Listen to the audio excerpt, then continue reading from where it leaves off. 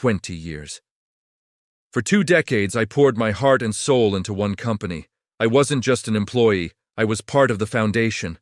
I started as a junior engineer and clawed my way up year after year until I was the head of the engineering department. I built my team from the ground up, handpicking each member, mentoring them, and watching them grow into some of the best in the industry. We weren't just colleagues. We were a family, a well-oiled machine that consistently delivered results that shattered expectations. Our projects were legendary within the company, setting new standards for innovation and efficiency. The company was preparing for a major leadership transition. The current executive vice president, a mentor of mine, was retiring. Everyone, and I mean everyone, from the interns to the senior managers, assumed I was the natural successor. My track record spoke for itself. I had the experience, the loyalty, and the proven ability to lead. My department had the highest performance metrics and the lowest turnover rate in the entire organization. It was a no-brainer. The CEO, Mr. Harrison, had even hinted at it multiple times in our one-on-one meetings, talking about my future and the next big step. So, when the day of the official announcement came, I walked into the conference room feeling confident, ready to step into the role I had earned. My team was practically buzzing with excitement for me. I sat down, exchanged a few knowing glances with my colleagues, and waited for Mr. Harrison to begin. He started with the usual corporate speech, thanking the outgoing EVP for his service, and then he moved on to the future. My heart was pounding.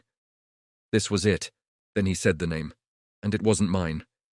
He announced they were bringing in an external hire, a guy named Marcus Vance, to be the new executive VP. The room went silent. You could have heard a pin drop. I felt like the air had been sucked out of my lungs. I looked around, and my team's faces mirrored my own shock and disbelief. It was a public slap in the face. All those years of loyalty, all those late nights and sacrificed weekends, all the record-breaking projects, they meant nothing. After the meeting, I requested a private conversation with Mr. Harrison. I needed to understand. I walked into his office, trying to keep my composure. Mr. Harrison, I started, I have to be honest, I'm confused by the announcement. I thought we had discussed my progression. He leaned back in his chair, looking at me with a sort of cold pity.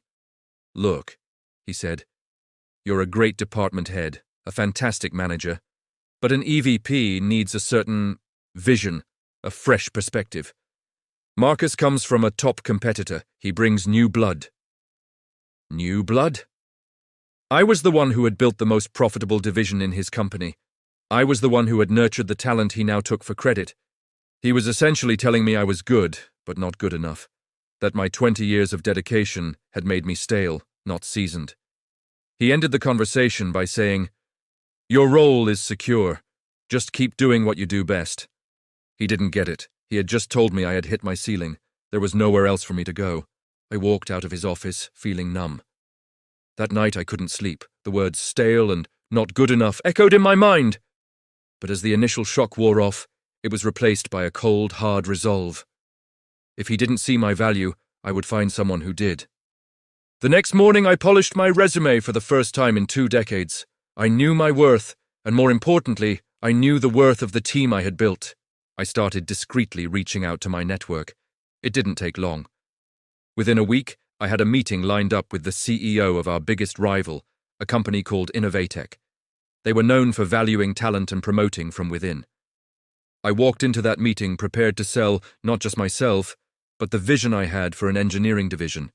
I laid out my achievements, my leadership philosophy, and my plans for future growth. The same plans I had been trying to present to Mr. Harrison for years. The Innovatech CEO listened intently. He didn't see someone who was stale. He saw experience, a proven leader with a loyal team. By the end of the meeting, he made me an offer that was staggering. Not for an EVP role, but for the position of Chief Technology Officer, a C-suite role, with full autonomy to build and shape the entire tech division.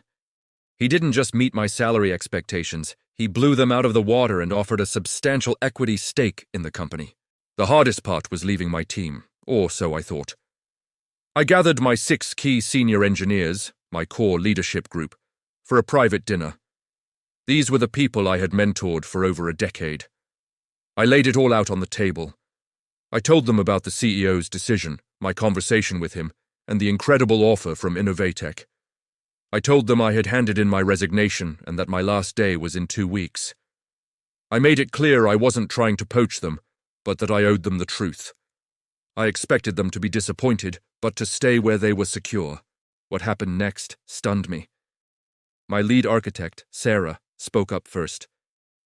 "We're not a team without you," she said. "You built this. Your vision is our vision. Wherever you go, we go." One by one, the others echoed her sentiment. They told me they were tired of their ideas being ignored by upper management, tired of seeing their loyalty unrewarded. It turned out my frustration was shared. They saw the writing on the wall just as clearly as I did. They weren't just my employees, they were my allies. So, on my last day, I walked out of that office for the final time. And the very next Monday, I walked into my new office at Innovatech, and an hour later, Sarah walked in, then Mark, then David. One by one, my entire core team of 6 senior engineers arrived, each of them having submitted their 2 weeks' notice right after our dinner. The HR department at my old company was in total chaos. Within a month, the dominoes really started to fall. Those 6 senior engineers were the pillars of the department. Without their leadership, the junior and mid-level engineers felt lost and undervalued. They started reaching out to my team at Innovatech, asking if there were any openings. Of course there were. I was building a new division, and who better to build it with than the talented people I already knew and trusted? Over the next 3 months, another 15 engineers from my old department resigned and joined me at Innovatech. We didn't just take the talent, we took the institutional knowledge, the project roadmaps, the innovative processes, the client relationships. They all resided in the minds of the people who now worked for me. The impact on my old company was catastrophic. Their flagship engineering department, once the crown jewel of the organization, was hollowed out. Projects stalled, deadlines were missed. Their biggest client, whose account was managed primarily by the team that had just left, threatened to pull their multi-million-dollar contract. I heard through the grapevine that Mr. Harrison was in a state of perpetual panic. He had tried to counteroffer my team members, but it was too little, too late. The damage was done. He hadn't just lost an employee, he had lost an entire high-functioning ecosystem that had taken 20 years to build. He had underestimated my influence and, more importantly, he had fundamentally misunderstood the nature of loyalty. It's a two-way street. Meanwhile, at Innovatech, we were thriving. Freed from the bureaucratic red tape of our old company, my team's creativity exploded. We launched 2 new products in the first 6 months, products based on ideas that had been sitting on the back burner at my old job. These products were a massive success, grabbing significant market share directly from our competitor, my old company. Our revenue soared, and Innovatech's stock price hit an all-time high. My equity stake became incredibly valuable. The ultimate moment of revenge came about a year later. Innovatech was in such a strong position that we launched a hostile takeover bid for my former company, which was now financially crippled and floundering. Their stock had plummeted, making them a ripe target. Mr. Harrison fought it, of course, but his shareholders had lost faith. They voted overwhelmingly to approve the acquisition, so there I was.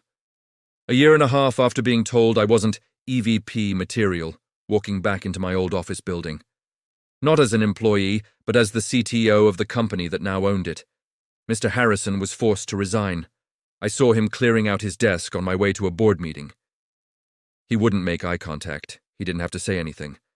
The look on his face, a mixture of regret, defeat, and sheer disbelief, was all the validation I needed.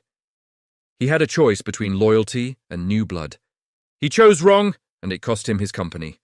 I didn't just get a new job, I got the ultimate revenge, proving that the true value of a leader lies in the team that chooses to follow them. Thanks for listening.